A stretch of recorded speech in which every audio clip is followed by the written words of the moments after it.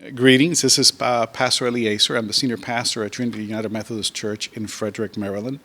And this is our Journeys in Faith podcast. And this is some new venture that we have engaged in to engage in conversation and discussion about issues that relate to our faith and relate to our reality as human beings.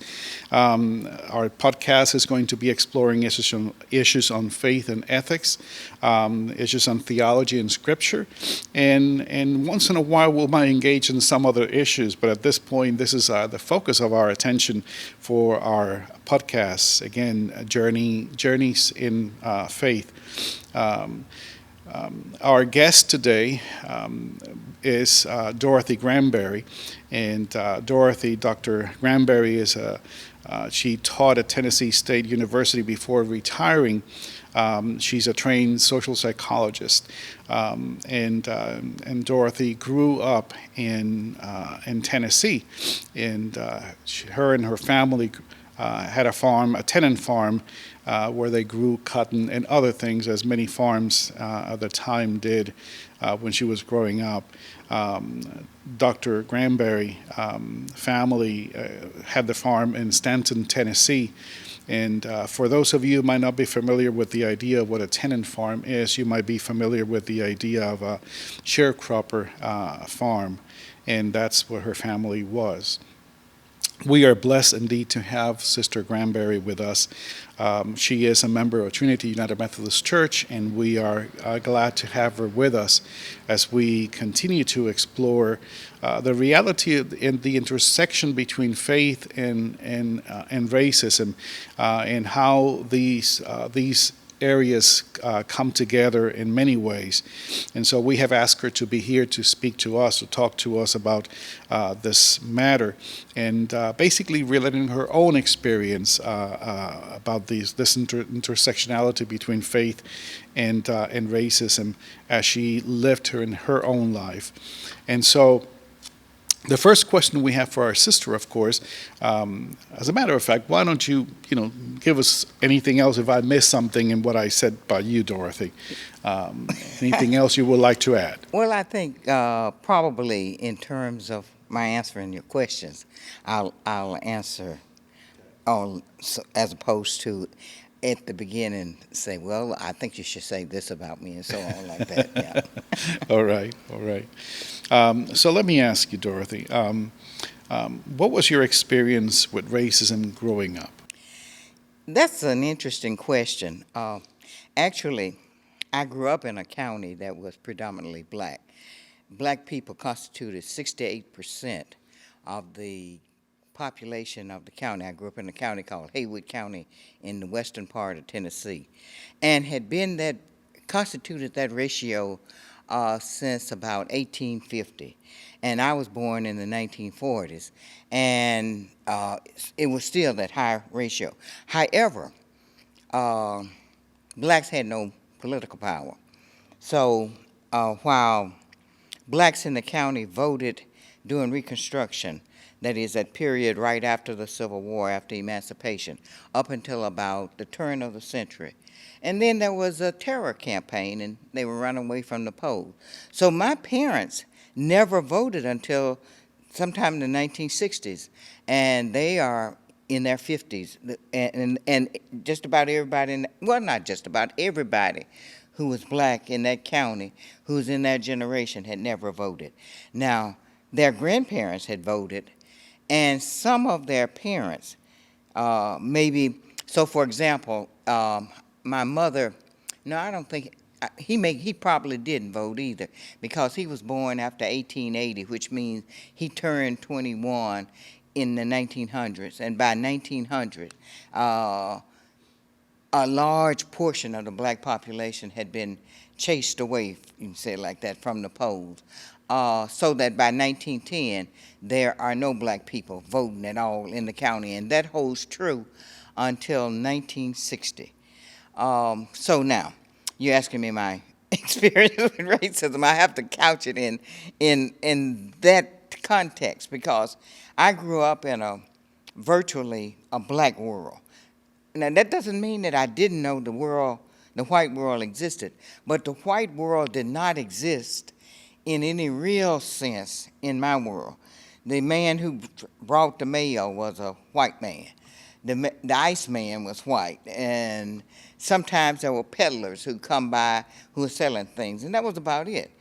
So much so that when I was 7 years old, I remember this distinctly. I thought only black men had beards and whiskers.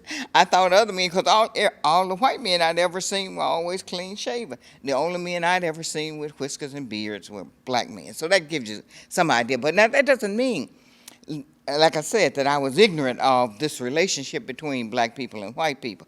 As a matter of fact, one incident that it occurs when I'm around 7 that I think it cemented for me what was that nature of this relationship between blacks and whites, that whites had power over blacks, that blacks actually had very little recourse.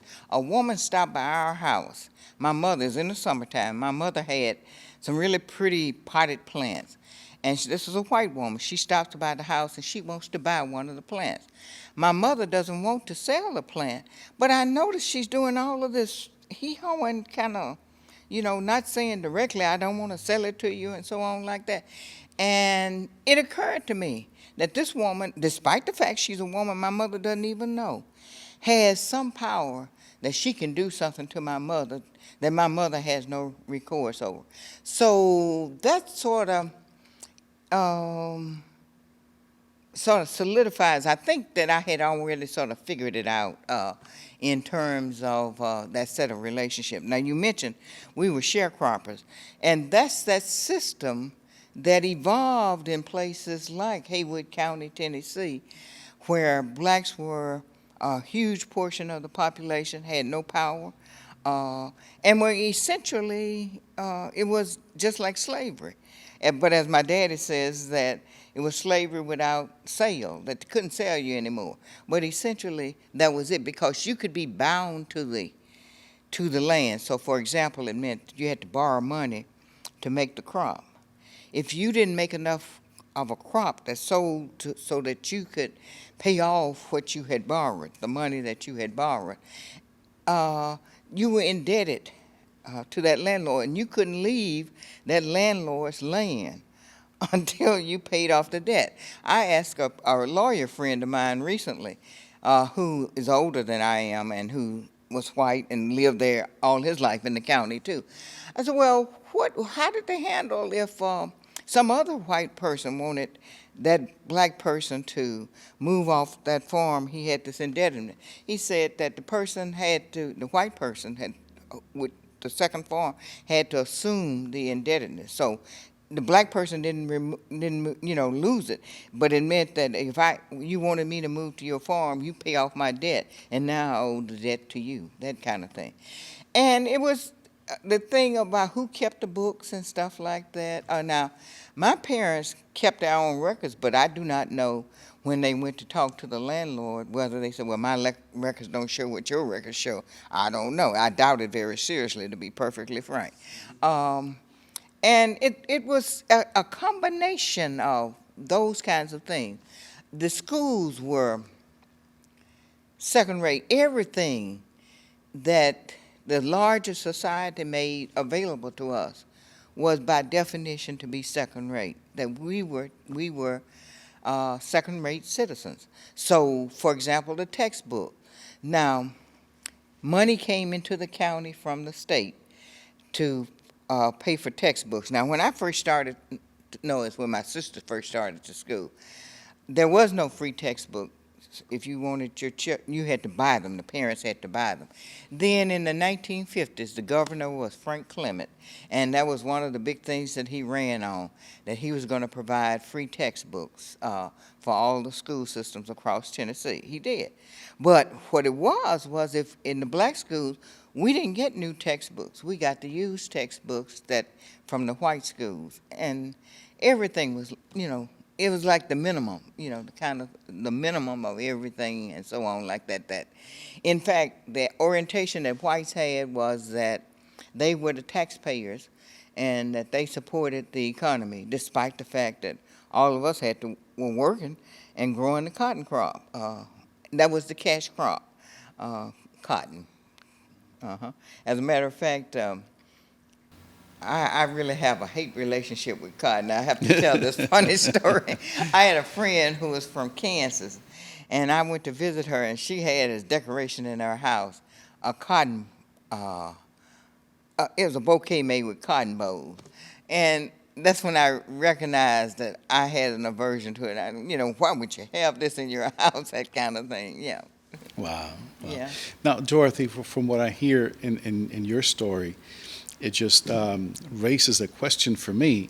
Um, you know, how did you, as part of that family and that reality you grew up in, and being part of the reality of being educated, in a sort of a second class educational system, how did you and in your family, you were able to rise to become well educated to the degree that you are?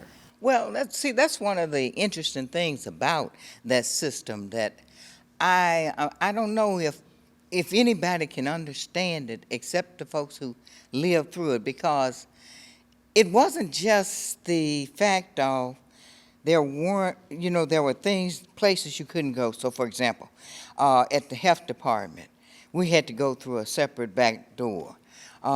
If you had a white doctor, you had to go through, they had a little inferior waiting room. We had a black doctor. Our black doctor, well, he treated black folks, now, which was the interesting kind of thing. He could have been the best doctor in the land, but he could not advertise and try to recruit white patients. But now a white person could decide that they wanted him to be their doctor, and he would not have any recourse to say, no, I cannot be your doctor. So it was a system that operated like that. Now all of that means is that that's what the larger society had as an intent. Then there's what the black community had as an intent. When you read things that say black people began resisting slavery from the time that the very first ones arrived, that is true. That existed in that community. Again, it's only people within the black community who knew it. I think whites were pretty much ignorant of, and in fact, blacks deliberately kept them ignorant of the fact of what they were trying to do, that they were always trying to overthrow that system. I suspect that operated in, doing enslavement and so on like that. One of my favorite stories I like to tell is when I think maybe the 5th grade, I read Booker T. Washington's Up From Slavery. And what I was struck by was in terms of his description of their slave life, what they ate, what they did. And my recognition, it was the same thing that we did, that we lived exactly the same way. So now let me get into all that's introductory to. So my parents, especially my mother, very much understood these dynamics. Her grandfather, which I have spent many years of my life trying to find out information about him, he also understood certain things, because the only thing I know about him is what she said, because he was dead by the time I was old enough to understand anything. But there among black people, because the larger society said everything that was white was better and so on like that. So there were black people who, I like to say, worshiped at the altar of whiteness. So, your worth was in terms of how close you were to being white. Then there were black people, like my mother's grandfather, who understood for some reason, do you follow, that there ain't nothing wrong with black. You can be as black as coal, and you're just as good as anybody else. And he taught all of his grandchildren that, and it especially had a effect on my grandmother, not my grandmother, on my mother, in terms of his understanding about that. Now, I'm not quite sure, and that's the thing that I have spent many years trying to fathom, how he came to have that perspective. What I suspect is that his family had not been enslaved in the United States any more than possibly 3 generations. And I think he actually that he may even personally had known a relative who was an African or something like that. Because the other thing that what makes me believe that one of the things that survived with all of his grandchildren was that when I started studying things, and they would ask me, "Well, why do you think Grandpa John, that was his name, John, his name was John Shepherd. Why do you think Grandpa John had a library of a lot of books about Africa?"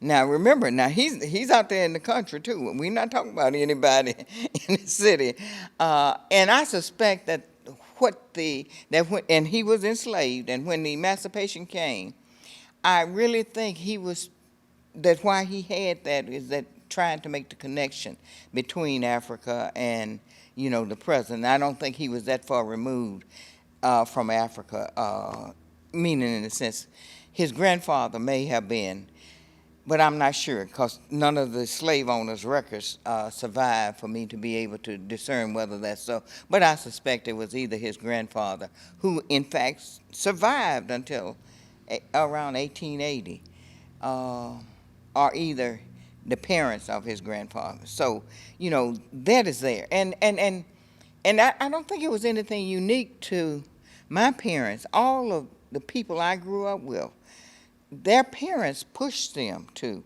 do better. It was understood that you were to make tomorrow better than today.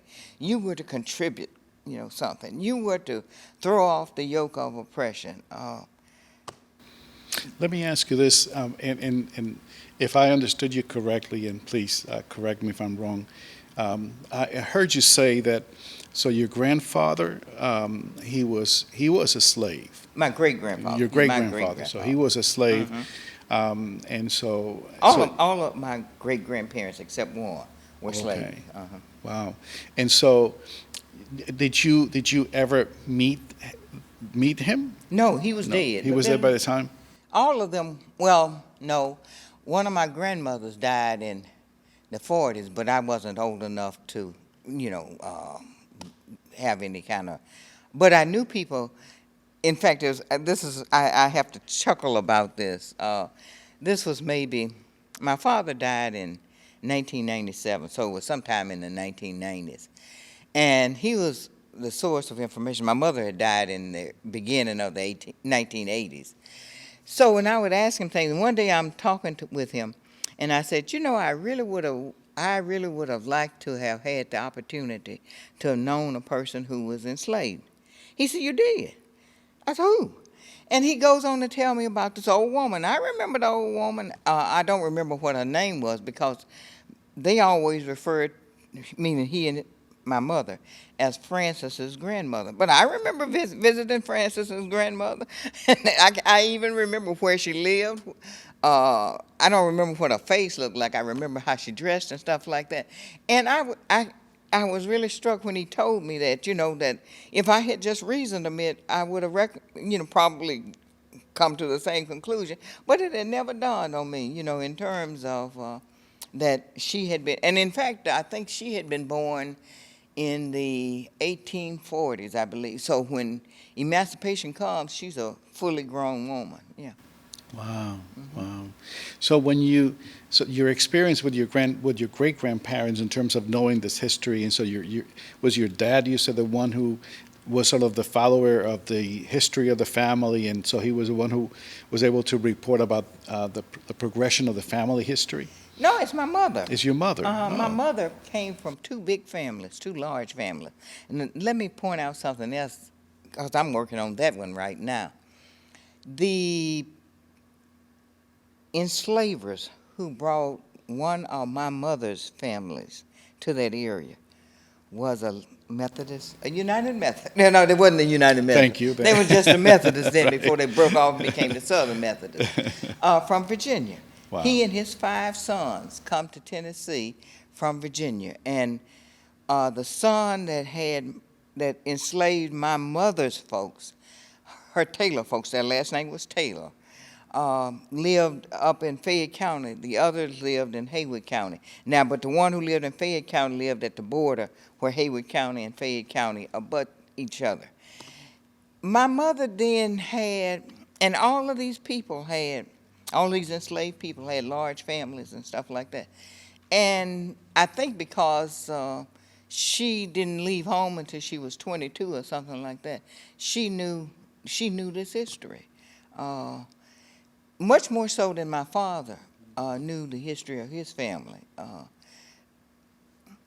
So Interesting. yeah. It's one of those things that, of course, is always challenging to remember the history of our past, and perhaps because I keep trying to find from their history, where they come from, where their family comes from, and to me, as a matter of just understanding sort of your people's heritage, right? And of course, I find many people who don't know much about their past or their heritage and so on. But in your family, it seems to me that was a precious gift to have a sense of that past and to have a sense of that history. So with your mom telling you the story and your dad adding to whatever he knew about his story, so the history of who you were and where you came from became also part of who you are today. So Exactly. you have a nice sense of that reality of who you are because of that history too. And the thing about it, in terms of my mother understood. She had, I mean, that history had been passed down, but she understood it in a greater context than just this is the lives that we lived and so on like that. So she had a great tolerance for a lot of things. Don't get me wrong. She definitely believed in sin, and the things that were over there in the category called sin, you didn't do those kinds of things. But things that didn't fall in those categories, uh, she was accepting. She was accepting of people, even in terms of oppression. I remember a lesson she taught me about. I was asking questions, and I don't know how the topic came up about. There was a great flood of the Mississippi River in the 1920s, and a lot of people were killed and stuff like that. And the American Red Cross did its regular discriminatory stuff. White people got services and black people did not, and stuff like that. And I remember asking her, how could you not really have negative feelings about people who treated you like that? And I remember a lesson she taught about, that hate destroys. If you hate, it destroys you. And the whole point about extending yourself, and that these things do happen, you struggle to overcome them and so on, but that you will destroy yourself if it's hate that's in your heart. So it's that level of understanding that she had that was exceedingly great. She didn't even realize how much she understood things. When I went to graduate school and I came back home, and I told her I was going to bring her some New York Times. I knew she would enjoy reading some of the articles. She said, after she tried, she said, but I don't understand what they're saying. But the thing about it is, she didn't understand how much she had. She never went to high school. So I told her this was when I was in college, because I worked with a program where we administered the, what do they call it now? It's that test where you take it and you can get a high school diploma. I forgot what it's called now. And so I told her, I said, well, you could take that test. But she didn't believe that she could. And I couldn't convince her that, I mean, she was smart in a way that I don't think she understood how smart she was. Yeah. Wow. Wow. Yeah.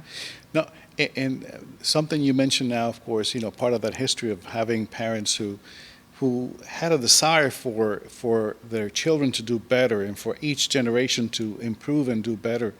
And so I can see how that, of course, was imprinted in your generation.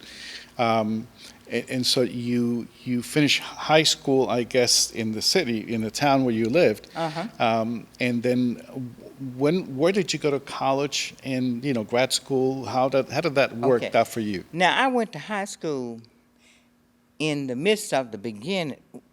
Yeah, it's the beginning, especially where I live, of the struggle to regain the right to vote and to regain rights and so on.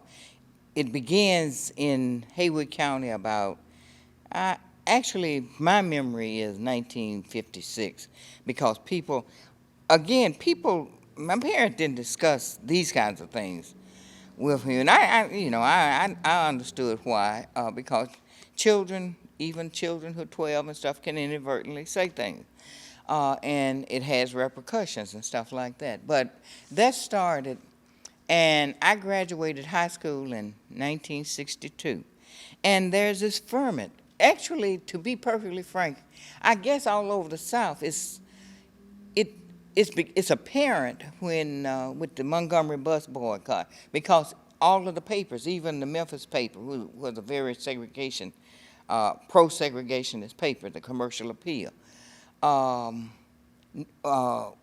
carrots, slanted stuff and stuff like that. But by that time, my mother had sisters who had left Tennessee and had gone to Michigan, and they would send back Jet magazines. So we always had Jet magazines to read about, what was really going on relative to black people, and how. So it. By the time I'm in high school, I understand very clearly that the Commercial Appeal is not presenting the news in the sense of all of the news and stuff like that. Now I have no idea, aside from what Jet magazine is publishing, what is out there in the broader world. In fact, because we didn't have access to libraries. There was a town library, but we couldn't go to the library. We didn't even have a day. Now, in the South, things often operated like this. So, for example, in Memphis, there was a zoo.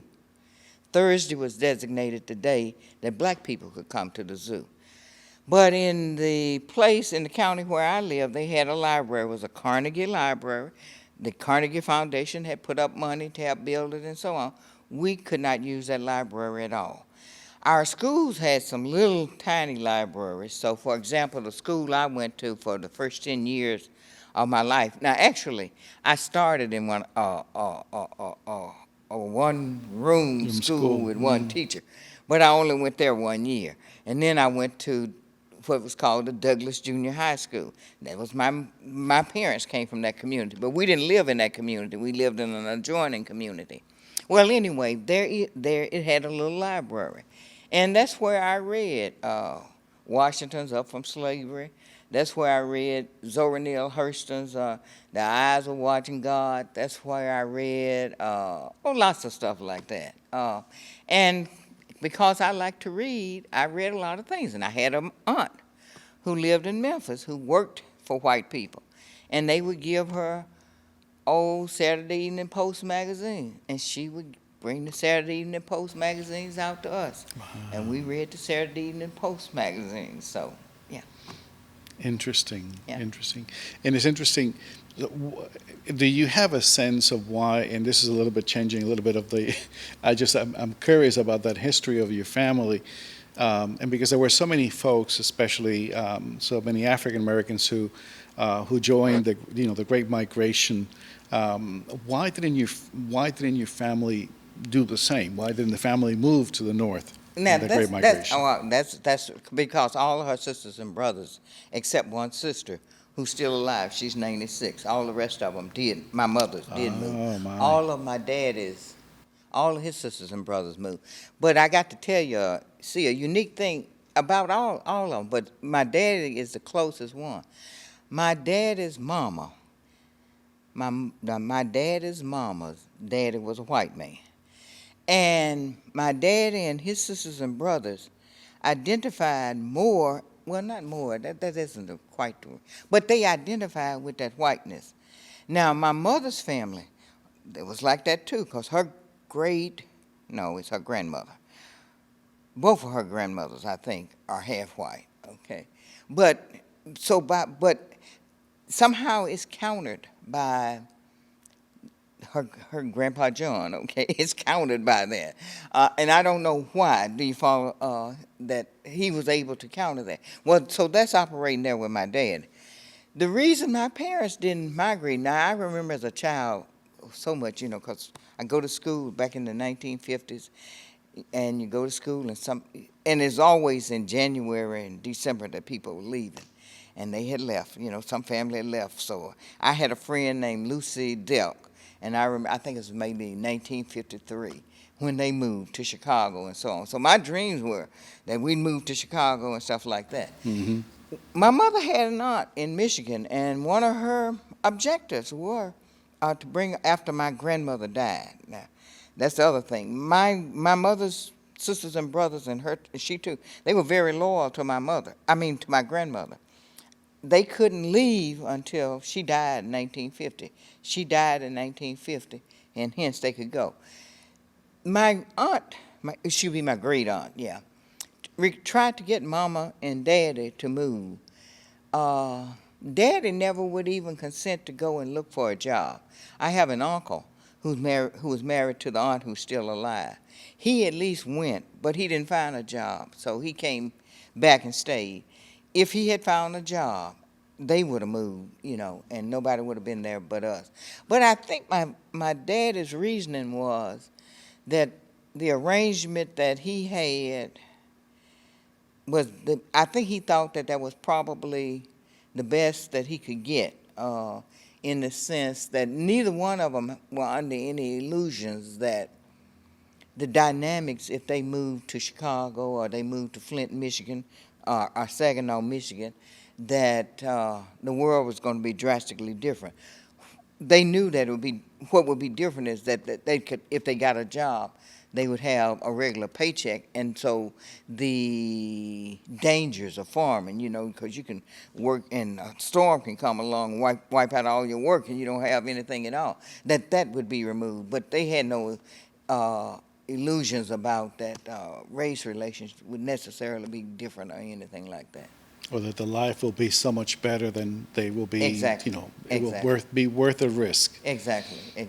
So, but I think part of it is also a result of their education. I have to tell this part too, that one of my mother's grandfathers was able to buy a farm and own land. He bought it around the turn of the 1900s, sometime between, let's say, 1900 and 1915. I have never found the deed to, with a date or anything like that. And I knew the farm was lost and was sold for taxes. Growing up, I had assumed that that happened in the 1920s. I asked my mother about it. This is when I'm grown.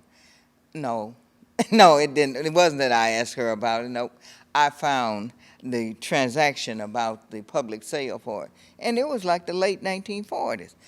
When I find that out, I asked my mother why they didn't buy it. I said, why didn't you try to buy it? She said, we didn't think we could pay for it.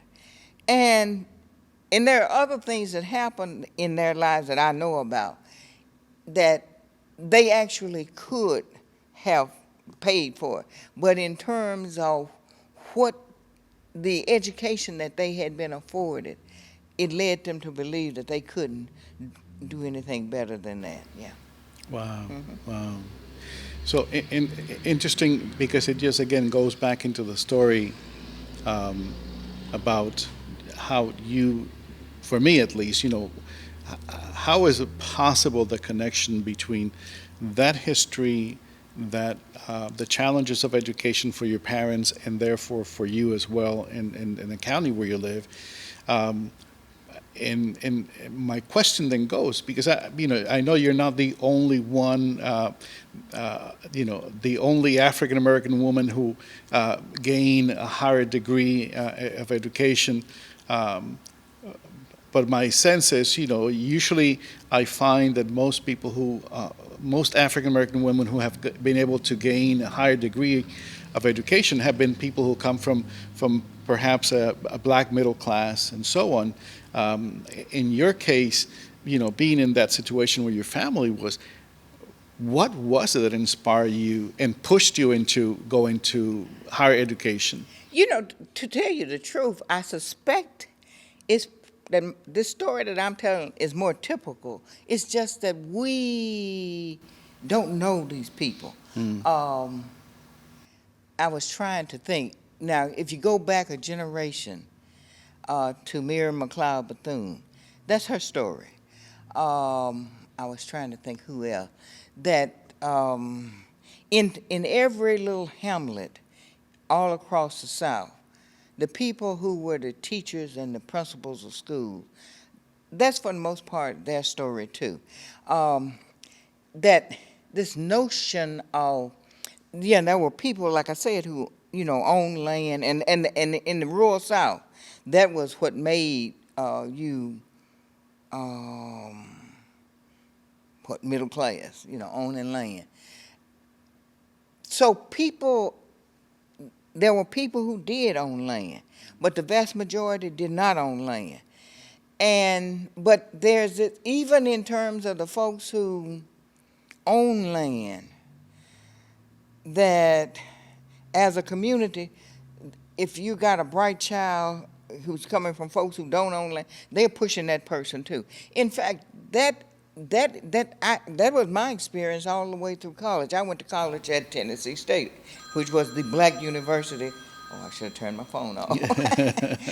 Which was the state university for black people. And there's a story I can tell you about that, but we don't have enough time for that. But my point is just as when I was in grade school and high school, people recognized my talent, and they pushed me. They opened doors for me. They said, here, read this. I think you might like this. If there was as a matter of fact, I remember one woman, she was the advisor for an organization called the New Homemakers of America. And there's a long story about that too, but I won't tell you that long story. There would be regional meetings and state meetings and so on like that. And actually, anybody who was willing to go could go. And I remember her saying, because my parents supported us doing all of that kind of stuff, that if there was a cost to it, they would find the money, even if they didn't have money and stuff like that. They sacrificed a lot, to push us along. But those people would do that too, so they say, well, I know I can count on that the Granberries will, let Dorothy go. In the church, the same kind of thing. The woman who worked with the youth in the church was named Miss Mamie Dale Reeves Bowles. And she'd grown up with my parents. Now, that's the other kind of thing, to have people who've grown up with your parents, and they expect stuff beyond, more for you. One of my favorite stories, now it isn't from my family, but I got to tell this, is a woman I grew up with. And we had this teacher named Miss Geneva Miller. And in fact, we now have a historical society, and I'm a key member of that historical society that we named the Geneva Miller Historical Society. But anyway, she was very demanding, and she expected us to do well. Okay, to learn and stuff like that. Well, this woman I grew up with, she says that she had handed in a paper to Miss Miller, and Miss Miller looked at it and said, well, I think I'll accept it, but you can certainly do better than this. And she said, oh my gosh, she was so impressed. Miss Miller thinks I can do better. So she got to go and do better. So I think it was that kind of atmosphere, that was there. There were, countless people like that. And as I said, when I get to Tennessee State, there are people. I had a French teacher. She opened all kinds of doors that she could open. That's when I recognized the connection. She knew people in Haiti who were involved in the Haitian Revolution and stuff like that. Wow. Now, how she knew them, I do not know. Okay. But I guess it's probably because you're talking about middle class. She was from one of those middle class. Her grandfather, her father was a doctor and her grandfather was a medical doctor. But I think her grandfather, was the first person, to after enslavement to reach some status and so on. But those kinds of things, people, opening doors and saying, I think you can do this. Why don't you try for this? Now, that's another one of the, let me point that out. My son went to integrated school. And one day when he's in high school, I think it's high school, not junior high school, he comes home and he says something about the difference between white teachers and black teachers. I said, what do you mean? He said the black teachers, if you show any little interest, they encourage you to go on. But the white teachers only work from a little select group, and they are primarily made up of the white students, and that you have to, for a black student to get in that little group, you have to work really hard and stuff like that. And so that was the whole perspective in this, in terms of through college. It wasn't until I got to graduate school that I encountered folks who were trying to destroy me.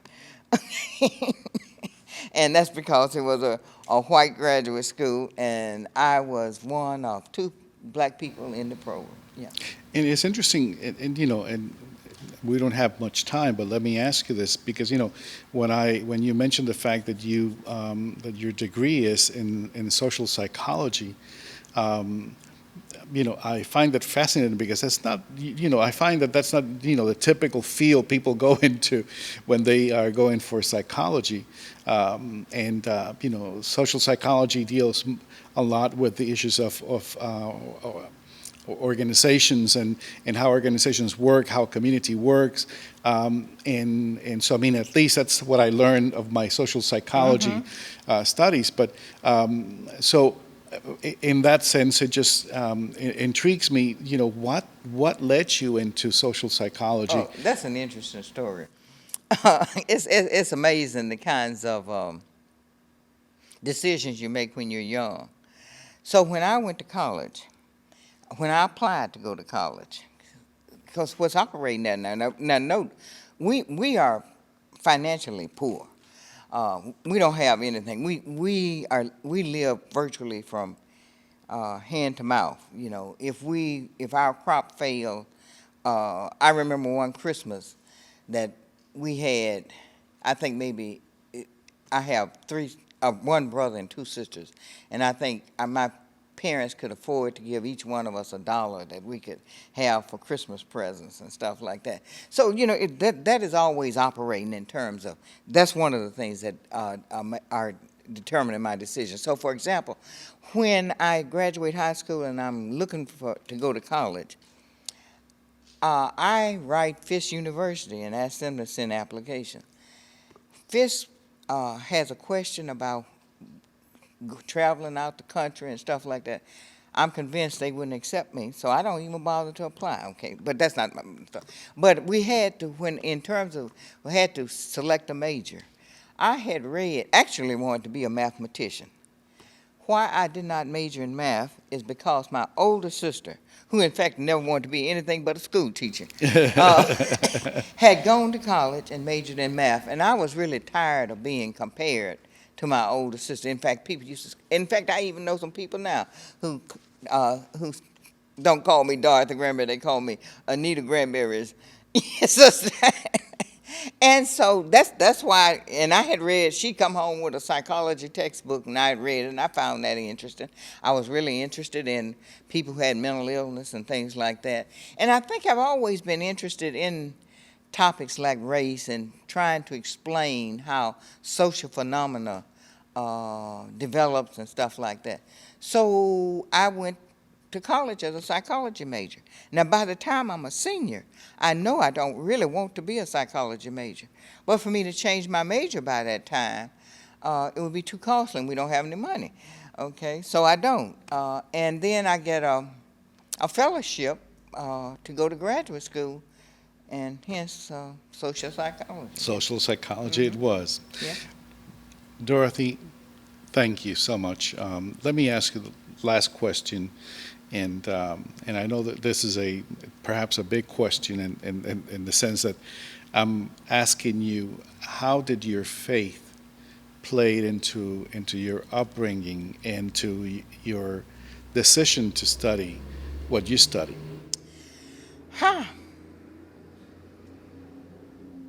Well, my faith is really the kind of the faith that my mother taught me. That's really what it is. I wasn't really as much aware of this until she died. When she died, it was suddenly like, if you can imagine being in a car where the steering wheel suddenly goes. That's how I experienced it. She literally, how do I want to say this? She literally, I mean, and truly incorporated certain things about the Christian faith. She believed going to church that you were on holy ground. Um, I have to laugh about this because she thought it was a sign of her ignorance. But I think especially when she was a child, she believed that Jerusalem was in heaven and not here on earth, and she was just astounded when she learned that it was here on earth. But and she really incorporated this notion of do unto others as you would have them do unto you, and all of that kind of stuff. And so I grew up with that kind of thing, and with the notion that you are to make a contribution. You are to be a part of the community. As a matter of fact, as a young child, I really was attracted to being a minister, but there were these chauvinistic ideas about women, and in the question, and this was, I don't know, let me not say, maybe had gotten to be high school age, but I remember in terms of having to wrestle with the notion of whether I wanted to fight that battle or whether I wanted to find another way to do it. And I thought education was the avenue. I grew up through the 60s and so on like that. I always understood that it wasn't just protest, that after protest, you have to have people who are able to make the car run, and that we have to have some, people prepared to do that. So, I think it's that kind of thing, because my mother died from cancer, and the last year of her life, she was in and out the hospital, and I had taken some students to Memphis to a conference, and I took one of them by her hospital room, and I told him, I said, now, when you get in there, she's going to ask you about my performance as a teacher. And she's going to ask you if I am mean, because she used mean, M-E-A-N, meaning strict, meaning demanding, ask you to reach her. And lo and behold, we get into her room, and I introduce him to her, and that's what she asked me, and stuff like that. And so, even then, she understood, she expected that I was going to, be carrying out these principles and so on like that. Amen. Amen. Wow. Definitely an incredible journey, sister. Yeah. An The incredible interesting journey. thing about my mother was 6 feet tall. Oh, wow. Yeah. And as a child, my memory is I, had to look up, to talk to her like that. Yeah. My daddy, though, is no taller than I am. Okay. See how genetic things work in life, Exactly, right? exactly. Wow. Yeah. Sister, really appreciate your time to tell us your story. And it's just always a fascinating thing for me to hear about people's journeys and how people get from where they were to where they are now. And to hear the story of the challenges you experienced growing up. And I think I'm hoping also that it will be an inspiration for younger generations today to hear that indeed that it's possible to achieve things and to get to higher places in life where people can actually do things and move forward, and that the idea that we can do better and that we can certainly do better than our previous generation is an important thing for future generations to continue to live into. And the fact that that's how you grew up, and that's what your family, pursue. And that although all the challenges of segregation, all the challenges of having a school system that was not up to par to where the majority white population experienced, the fact that you were able to come out speaks really volumes for your family, for your community, that where they saw that the potential you had and the possibilities for you to move forward and to do something better with your own life. Yeah. And that is something that we need to continue to emulate and to continue to tell our children and our children's children that indeed it's possible to do better.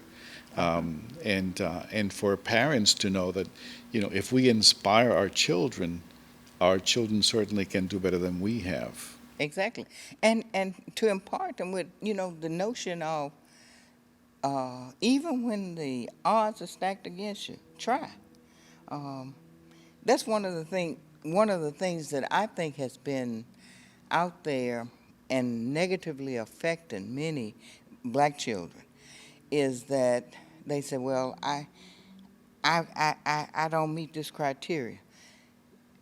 That might be true, but let them tell you that. You don't decide that yourself. Right. Because making them understand, and I think this is a result of the removal from these systems, that what is said on paper is not necessarily the way it actually operates. Although our life experience ought to teach us that, but so many times, and I could tell you story after story after story, and that's something I had to learn too. And I remember it was a hard experience. That apply, try. You might fail, but try. Yeah. You can't know whether you can't actually succeed if you don't, If you don't try. Mhm. Yeah. Hmm. It's amazing you say that because, one of the things that growing up is you grow up with the understanding that, so that you have this self-fulfilling prophecy, right? So you think you cannot do it and therefore you can't. And so you tell that all the time, you tell that to yourself. And part of my journey has been precisely to discover, and this is, being a little bit older, is that you don't put the stop before you actually get the stop.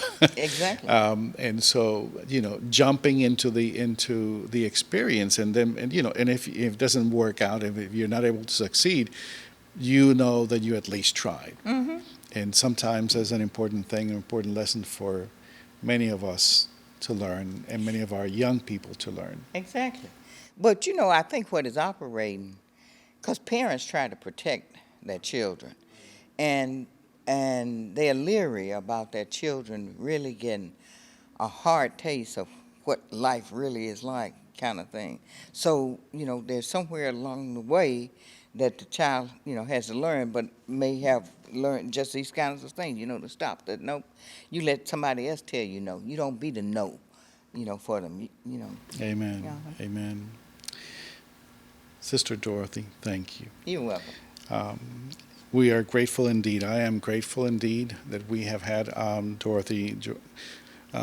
Dorothy Granberry with us today, sharing with us her story, her experience, her experience as a black woman growing up in Tennessee, and somehow, in some ways, in many ways, beating the odds of what it meant to be black, especially in a time when not many of our black brothers and sisters were able to go to college and attain a degree. And so we are indeed grateful for your contribution, for what you have done since you have been in this church, and for what you have helped us to do with your witness in this church. I am grateful to God for your presence among us. And so again, I want to thank you for being with us. And so you're going to be hearing more stories like this, and we pray to God that you indeed enjoy this experience as you come together with us to learn together, to grow together, as we continue to explore what God is doing with other brothers and sisters in the church. So please stay tuned. Again, this is our new journeys in faith, and so we hope that you experience a wonderful learning time, and that you hopefully will be able to connect again with us as we continue our conversation on different subjects. So God bless and wish you the best. Thank you. Thank you, Dorothy. Oh, you're welcome.